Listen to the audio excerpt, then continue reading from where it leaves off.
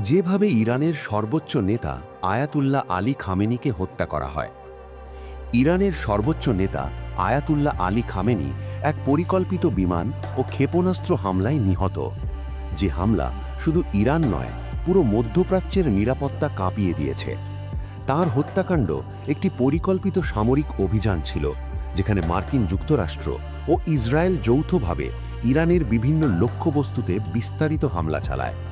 এর মধ্যে ছিল টার্গেটেড এয়ার স্ট্রাইক এবং ক্ষেপণাস্ত্র নির্মম হামলা, যার লক্ষ্য ছিল ইরানের শীর্ষ রাজনৈতিক ও সামরিক নেতৃত্ব।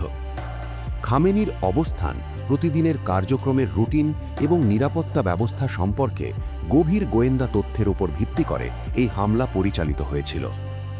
কোথায় ও কখন তাকে আক্রমণ করা হয়েছিল? 28 ফেব্রুয়ারি 2026-এর ভোরে তাকে তার তেহরানের কেন্দ্রীয় নেতৃত্ব কমপ্লেক্সে থাকা অবস্থায় লক্ষ্য করে হামলা চালানো হয়। একই সময় ইরান সরকার ও সামরিক কর্মকর্তাদের অন্যান্য স্থানের ওপরও একাধিক স্ট্রাইক হয়। এতে শুধু তিনি নন, অন্য শীর্ষ নিরাপত্তা কর্মকর্তা এবং তার পরিবারের সদস্যরাও মারা গেছেন বলে বিভিন্ন রিপোর্টে প্রকাশ হয়েছে।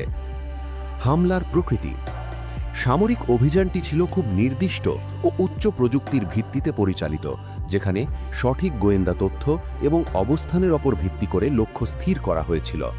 এয়ার স্ট্রাইক ও ক্ষেপণাস্ত্র একযোগে ব্যবহার করা হয়েছিল।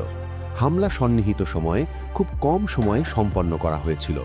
এটা কেবল একটি সামান্য 2 ঘন্টার ঘটনা নয়, এটি বলে একটি স্ট্র্যাটেজিক ডিসিসিভ স্ট্রাইক বা যুদ্ধের স্ট্র্যাটেজিক সিদ্ধান্তমূলক হামলা হিসাবে চালানো হয়েছিল।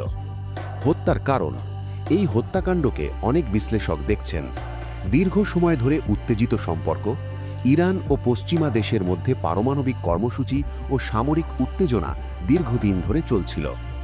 আঞ্চলিক প্রভাব ও কৌশলগত দ্বন্দ্ব: ইরানের ভূতন্ত্র এবং মধ্যপ্রাচ্যের রাজনৈতিক নিয়ন্ত্রণকে লক্ষ্য করে এই হামলা। গোয়েন্দা ও সামরিক সমন্বয়: এটি কোনো দুর্ঘটনা নয়, বরং গভীর গোয়েন্দা তথ্য ও সমন্বিত সামরিক পরিকল্পনার ফল। অনেক বিশ্লেষক বলেন এটা শুধুমাত্র এয়ার স্ট্রাইক নয়, বরং উচ্চ পর্যায়ের নেতৃত্ব নির্মূলের জন্য পরিকল্পিত অপারেশন ছিল।